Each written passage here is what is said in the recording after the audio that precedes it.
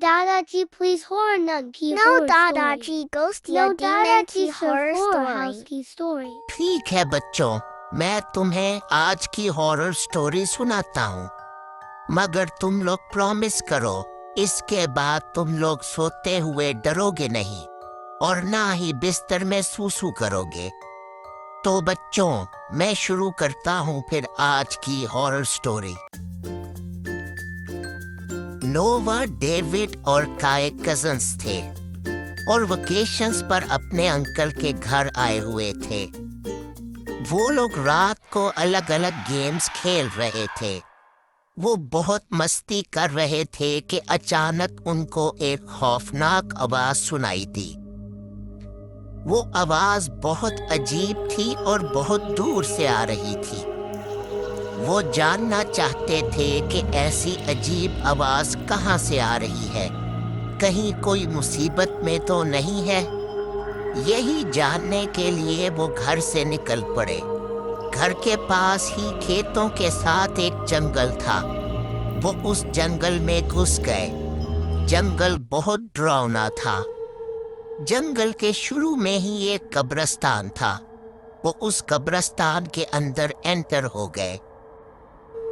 गांव में मशहूर था कि यहाँ जहन्नम के शैतान जोमा की ब्राइड सिसिलिया रहती है, जो जोमा से शादी नहीं करना चाहती थी।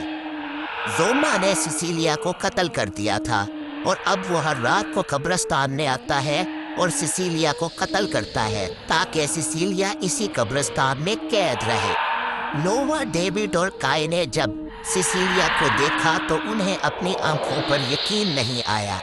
सिसिलिया का जिस्म सिर्फ एक ढांचा था, मगर वो जिंदा इंसानों की तरह हरकत कर रही थी। नोवा, डेविड और काय एक कब्र के पीछे छुप गए। सिसिलिया को अंदाजा हो गया था कि कब्रिस्तान में उसके अलावा कोई और भी है और वो उनको देखने की कोशिश कर रही थी। सिसिलिया ने कब्रिस्तान में उनको ढूंढना शुरू कर दिया। नोवा, डेविड और काय ने एक दूसरे को पकड़ा हुआ था। खौफ के मारे उनके पांव पत्थर के हो गए थे और खून खुश्क हो रहा था। सिसिलिया की खौफनाक आवाजें उनके कान फाड़ रही थी। अचानक वहां जहन्नम का शैतान जोमा आ गया। वो गुस्से से सिसिलिया को देख रहा था।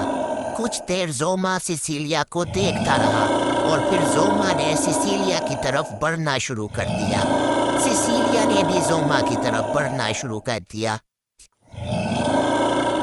नोवा, डेविड और काय वो लड़ाई देख रहे थे जो सदियों से गांव वालों की कहानियों में थी।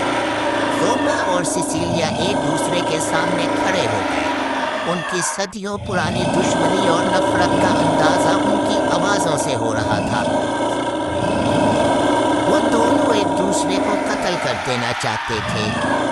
जोमा के हाथ में एक आरी थी। उसने सिसिलिया पर आरी से हमला किया और एक ही बार में सिसिलिया को कत्ल कर दिया। जोमा सिसिलिया को मारने के बाद कुछ देर उसके पास खड़ा रहा और फिर वहां से चला गया। नोवा, डेविड और काय ने जैसे ही जोमा को जाते देखा, वो कब्रिस्तान से भाग निकले। वो भाग रहे थे और पीछे उनको जोमा की आवाजें आ रही